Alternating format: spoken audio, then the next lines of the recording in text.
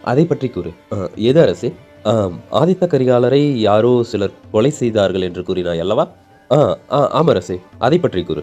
ஆ, ஆ, சரி மதுராந்தகரே, கூறுகிறேன்.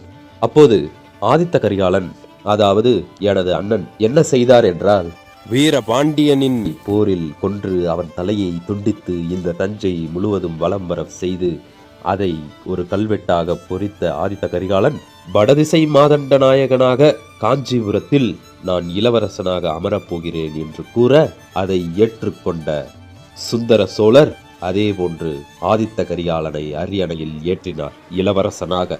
அது இங்கிருக்கும் அனைவருக்கும் தெரியும். ஆனால் அதே தருணம் அந்த இடத்தில் இருந்து கடம்பூருக்கு செல்ல வேண்டும் என்று முடிவெடுத்ததன் காரணம் என்ன? அதுவே இங்கு கேள்வியாக அமைகிறது. இருந்தாலும் கடம்பூருக்கு சென்ற அவர் சிலரால் தாக்கப்பட்டார் என்று ஒரு செய்தி பரவியது அல்லவா? ஆமாம், பரவியது. கடம்பூருக்கு சென்ற அவர் சிலரால் தாக்கப்பட்டார்.